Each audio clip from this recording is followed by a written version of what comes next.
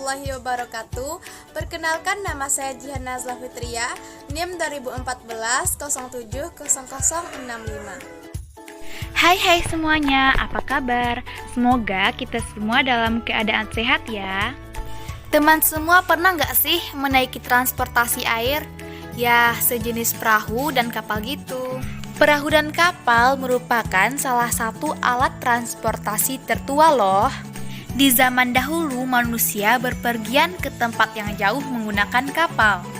Kapal dibuat dari bahan yang berat, ditumpangi banyak orang dan membawa barang-barang. Sekarang, apa yang terjadi jika benda ini kita lempar ke dalam lautan? Nah, sekarang mari kita coba ya. Dari percobaan ini, batu yang dilempar akan tenggelam.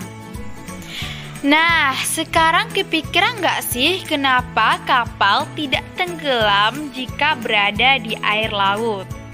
Yuk kita bahas lebih lanjut.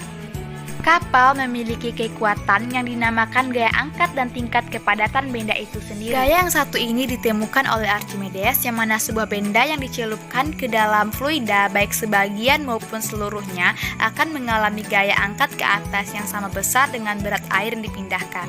Ia merupakan ilmuwan matematika dan fisika loh, akan tetapi ia juga mempelajari bagaimana caranya benda bisa mengapung di air. Nah, teman tahu nggak gimana caranya? Ternyata Archimedes mengumumkan rahasianya, yaitu ketika sebuah benda ditaruh di air, benda ini mendorong sejumlah air untuk membuat ruang bagi benda tersebut. Bagaimana sih ia menemukan rahasia daya apungnya? Ternyata ada kisah unik di baliknya loh teman. Bermula dari Archimedes yang berusaha memecahkan masalah dari Raja Hieron, beliau diminta untuk membuktikan apakah mahkota raja tidak terbuat dari emas murni. Nah, saat sedang akan mandi menggunakan batap, ia memperlihatkan saat ia masuk ke dalam batap.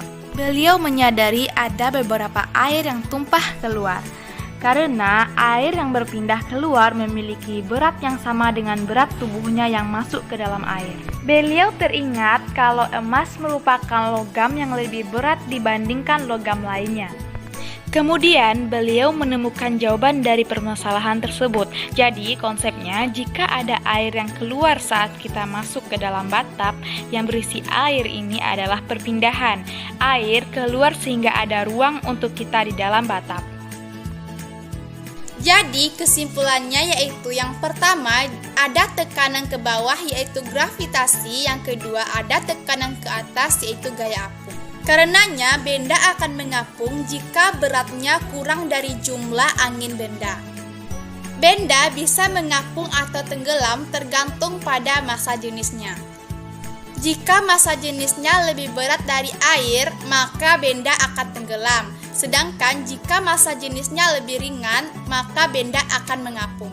Massa jenis itu adalah kerapatan, sedangkan massa jenis rho yaitu massa dibagi volume. Inilah mengapa kalau kita melemparkan benda yang berat seperti batu di dalam air, maka batunya akan tenggelam. Batu ini berat namun hanya memindahkan sedikit air. Nah, batu jadi tenggelam karena massa jenis batu lebih berat dibandingkan massa jenis air yang berpindah. Sementara kapal yang besar bisa mengapung karena kapal memindahkan air yang jumlahnya sangat besar juga. Kapal memiliki sebuah bagian yang berisi rongga-rongga udara. Bagian lambung ini yang bikin kapal seimbang dan mengapung di lautan. Tahu nggak kenapa kapal Titanic tenggelam? Yaitu lambung kapalnya bocor label gunung es. Ilmuwan yang membuat kapal menggunakan prinsip ini saat mendesain kapal loh tem, termaksud pertimbangan berat maksimal yang bisa dibawa oleh kapal, sehingga kapal bisa mengapung di atas air. Nah, gimana teman semua? Sudah tahu kan kenapa kapal tidak tenggelam di air laut? Sekian penjelasan dari saya. Wassalamualaikum warahmatullahi wabarakatuh.